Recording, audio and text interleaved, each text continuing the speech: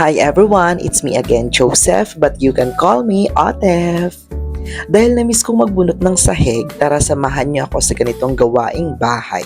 Nung palagi pa akong nasa bahay, routine ko na ito sa pang-araw-araw. Ang challenging lang dito ay yung pag-maintain para maging makintab siya palagi. Samahan niyo akong kumain. May mga chikiting kaming kasama sa bahay, mga anak yan ng kapitbahay namin. Tara, tama yung kayo. Ano sa puto sa pansit?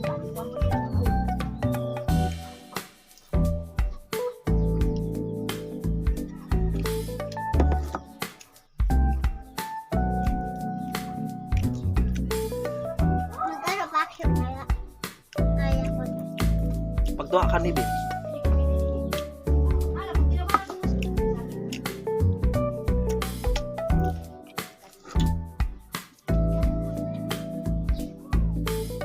Tapos gagawa pala ako ngayon ng kanina kong tawagin ay sinangdayan.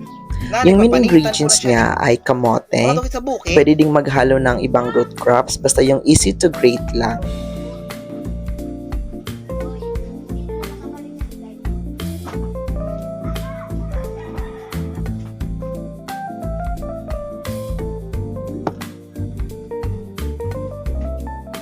Ampari.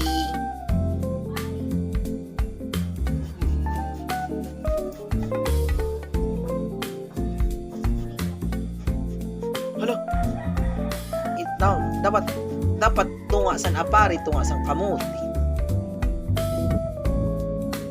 Tapos yung ginamit yung pinaka-water ay gata. Meron din siyang rice flour. Ewan ko lang kung tama ba siyang English term ng bukbok.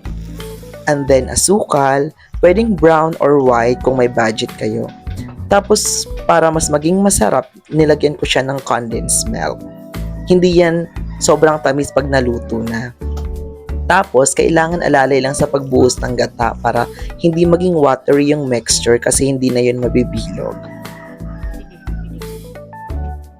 Pinares ko muna yung mixture kasi nag-unwrap ako ng gift sa akin ni Jonna. Isang headpiece yung gift niya sa akin. Idadagdag ko sa mga accessories ko for my makeup content. May bago fragile. Pero wakayan, paper.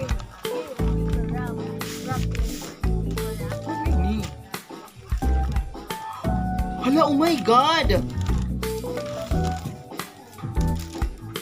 Hala, headpiece? Oh my God! Paano to? Dito? Ah! Oh my God, thank you so much! This is palit. Oh my God! Malasay ko, Lapia Works ba? Pangkuan. Di ko na sunod kay wari man wig. Oh my God, I love this one. May mga green stones. Kasi palit. Online? Grabe, wow. Dapat sinan ako look po Kanan Asian. Pang Asian kasi siya. Naglipuyok na! And then, ito na ako nagpo-form ng circles para sa sinangdayan.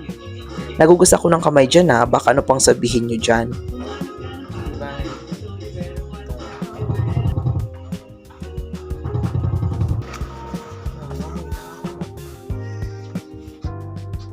And then, ito na yung nabilog namin. Tapos, ito na yung finished product. Thank you for watching everyone. See you on my next vlog. Bye!